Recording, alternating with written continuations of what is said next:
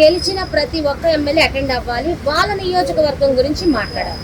మరి చంద్రబాబు నాయుడు మీ నియోజకవర్గంలో అభివృద్ధి పనుల గురించి అసెంబ్లీ సమావేశం రండి మీరు మాట్లాడండి అన్నప్పుడు జగన్మోహన్ రెడ్డి ఎందుకు అసెంబ్లీ సమావేశాలకు హాజరు కావట్లేదు? ఎప్పుడు లేని కోరిక కోరాడుగా, ఏమని? నాకు ప్రతిపక్ష హోదా ఇస్తేనే వస్తానని. అది జరగదని తెలుసు వాడికి కూడా. ఎందుకు జరగదు? 18 సీట్లు రావాలి లెక్క ప్రకారం, 10 సీట్లు రావాలి. జగన్మోహన్ రెడ్డి గారు తెలియదేమో. పోయినసారి చంద్రబాబు నాయుడు గెలిచి వచ్చి 23 సీట్లు వచ్చినప్పుడు నీ దాంట్లో నుంచే 5-6 తీసేస్తే నీకు ప్రతిపక్ష హోదా కూడా ఉండదు, గుర్తుపెట్టుకో అన్నాడు. మరి అదే నమ్మ చెప్పే తెలుసు తెలుసు ఏంటంటే వంక ఆడి వచ్చి వాళ్ళ ముందు నిలబడలేడు ఉంటే ఏమి లేవు, వాడు వెళ్ళి గుర్తొస్తాయి కదా అంతా ఎగబడతారని చెప్పి అంతే. అంటే నీకేం లేదు, ఆయన పెద్ద తోపు కాదు, కింగ్ కాదు, అంతా చెప్పంటే ఒక పిరికోడు. రపరప అని చెప్తున్నాడు. రపరప వేస్తే రేపు ఎవరు వేస్తారు? ఓట్లు వేస్తావా? అయ్యా అది చేస్తా ఇది చేస్తా ఓట్లు వేస్తారు, కానీ నరుగుతాను చంపుతాడు, ఓట్లు వేడా కూడా వేస్తాడు. మరి పిరికోడు అయితే అలా మాట్లాడు కదా. మాట ఎవరు మాట్లాడు? జనం వాడాడు మాట్లాడు.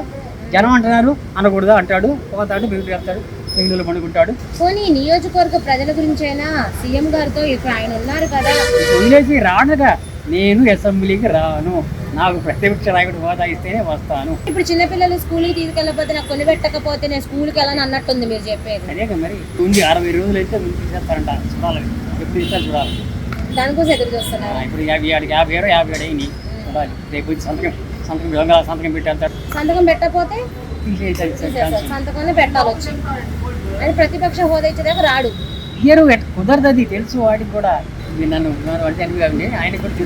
అతనికి అసెంబ్లీకి వెళ్ళే ధైర్యం లేదండి. అతనికి ప్రజలే బుద్ధి చెప్పారు. అందువల్ల అసెంబ్లీకి వెళ్ళి ఏం మాట్లాడతాడు, ఏ ముఖం పెట్టుకుని అక్కడ చేస్తాడండి. వాళ్ళు జీతాలు అనవసరంగా తీసుకుంటున్నారండి. గవర్నమెంట్ ఎంప్లాయీస్ జీతాలు ఒక రోజు లీవ్ పెడితే జీతం అలా కట్ చేస్తారు. అసెంబ్లీ రాని వాళ్ళు కూడా జీతాలు ఇవ్వకూడదు అనేది నా అభిప్రాయం అండి. అలాగైతేనే వాళ్ళు కూడా బుద్ధి వస్తుంది. ఎమ్మెల్యేగా మీ ఉండి ఎమ్మెల్యే గెలిచిన తర్వాత వెళ్ళి నియోజకవర్గ సమస్యల మీద వాళ్ళు అక్కడ వెళ్ళి అసెంబ్లీలో ప్రతిపక్ష హోదాలో ఉండి మాట్లాడగలగాలి. అదేమి చేయకంటే ఇంట్లో కూర్చొని జీతాలు తీసుకుని అనేది అనవసరం అంటే వాళ్ళు. అది అతని కళండి, అది కలగండం తప్ప ఇంకేం లేదు. అది లెక్కలేసుకోవడమే. 2029లోకి వచ్చే ప్రభుత్వం కూడా కూటమి ప్రభుత్వం వస్తుందండి. అది పక్కాగా అభివృద్ధి చేసుకుని వెళ్తున్నాం. ఇక్కడ మన భోగాపురంకి దగ్గర ఇంటర్నేషనల్ ఎయిర్పోర్ట్ వచ్చింది, మనకి దగ్గర ఇంటర్నేషనల్ ఎయిర్పోర్ట్ వచ్చింది. అలాగే తర్వాత 2027 కల్లా మనకి పోలవరం కూడా పూర్తి చేస్తామని బాబు గారు చెప్పారు.